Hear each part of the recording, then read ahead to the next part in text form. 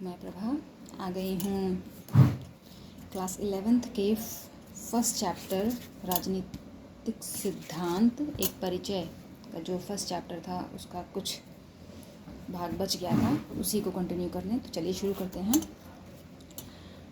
जिसका जो page number 12 से शुरू होता है और हालांकि पेज नंबर 15 पर ख़त्म होता है। तो चलिए शुरू करते हैं। हेडिंग है, हमें राजनीतिक सिद्धांत क्यों पढ़ना चाहिए। हमें अपने राजनीतिक आदर्श, या ये कहा जाए कि हमारे अपने राजनीतिक आदर्श हो सकते हैं, पर क्या हमें राजनीतिक सिद्धांतों के अध्ययन की भी ज़रूरत है। क्या यह राजनीति करने वाले राजनेताओं के लिए या नीति बनाने वाले नौकरशाहों के लिए या राजनीतिक सिद्धांत पढ़ाने वाले अध्यापकों के लिए ज़्यादा उपयुक्त नहीं है। बेहतर तो यह होगा कि राजनीतिक सिद्धांत संविधान और कानूनों की व्याख्या करने वाले वकील या जज या उन कार्यकर्ताओं और पत्रकारों को पढ़ना चाहिए जो शोषण का पर्दाफाश करते हैं और नए अधिकारों की मांग करते हैं। हमें आज़ादी या समानता का अर्थ जानने से क्या मिलेगा। पहली बात तो यह कि राजनीतिक सिद्धांत ऐसे सभी समूहों के लिए प्रासंगिक हैं। छात्र के रूप में हम भविष्य में उपरोक्त पेशों में से किसी एक को चुन सकते हैं और इसलिए परोक्ष रूप से यह अभी ही हमारे लिए प्रासंगिक है। क्या हम गणित नहीं पढ़ते, जबकि हम में से सभी गणितज्ञ या इंजीनियर नहीं बनेंगे। क्या इसलिए नहीं कि बुनियादी अंकगणित जीवन में सामान्यतः उपयोगी होता है। दूसरी बात यह कि हम सभी मत देने और अन्य मसलों के फैसले करने के अधिकार संपन्न नागरिक बनने जा रहे हैं।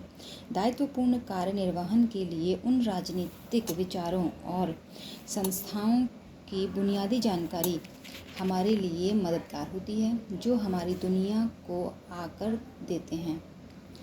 सूचना परक समाज में यदि हमें ग्राम सभा में सहभागी होना है या वेबसाइट और मतदान पर अपनी राय पेश करनी है, तो हमारा तर्कशील और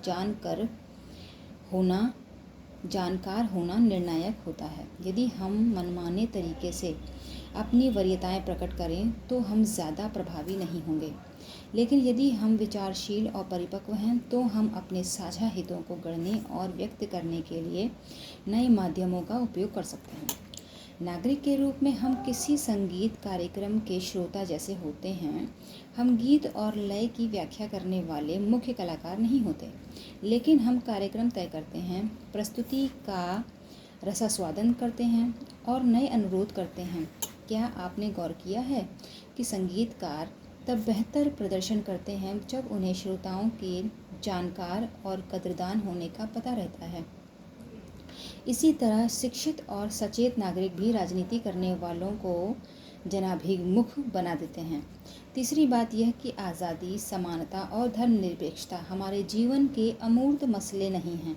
परिवारों, विद्यालयों, महाविद्यालयों, व्यावसायिक केंद्रों आदि में तरह तरह के भेदभावों, चाहे वे अलग जाति के हों या अलग धर्म के अथवा अलग लिंग या वर्ग के, यदि हम उत्पीड़न महसूस करते हैं तो हम पीड़ा का निवारण चाहते हैं। यदि उसमें विलंब होता है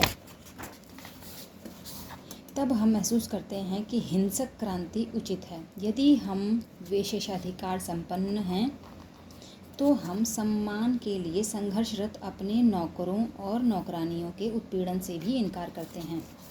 कभी कभी हम यह भी महसूस करते हैं कि हमारे नौकर उसी व्यवहार के योग्य हैं जो उनके साथ हो रहा है।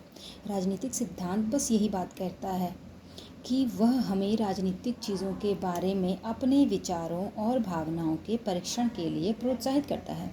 थोड़ी अधिक सतर्कता से देखने भर से हम अपने विचारों और भावनाओं में उदार होते जाते हैं और अंत में छात्र के रूप में हम बहस और भाषण प्रतियोगिताओं में हिस्सा लेते हैं। हमारी अपनी राय होती तो है कि क्या सही है और क्या गलत, क्या उचित है और क्या अनुचित, पर यह हम नहीं जानते कि वे तर्कसंगत हैं या नहीं। जब हम दूसरे से बहस करते हैं तभी हम अपने विचारों का बचाव करने की ज़रूरत महसूस करते हैं और इसके लिए तर्क और युक्तियाँ तलाशते हैं। राजनीतिक सिद्धांत हमें न्याय या समानता के बारे में सुव्यवस्थित सोच से अवगत कराते हैं ताकि हम अपने विचारों को परिष्कृत कर सकें और सार्वजनिक हित में सुविज्ञ तरीके से तर्क वितर्क कर सकें। तर्क संगत ढंग से बहस करने और प्रभावी तरीके से संप्रेषण करने जैसे कौशल वैश्विक सूचना व्यवस्था में महत्वपूर्ण गुण साबित होते हैं। बच्चों, आप लोग बताइएगा कि इस कहानी से मतलब इस चैप्टर को सुनकर आपको मदद मिली कि नहीं मिली, कमेंट बॉक्स में ज़रूर बताइएगा। तब तक के लिए बाय। नेक्स्ट वीडियो में हम नेक्स्ट चैप्टर पर डिस्कस करेंगे। नमस्ते।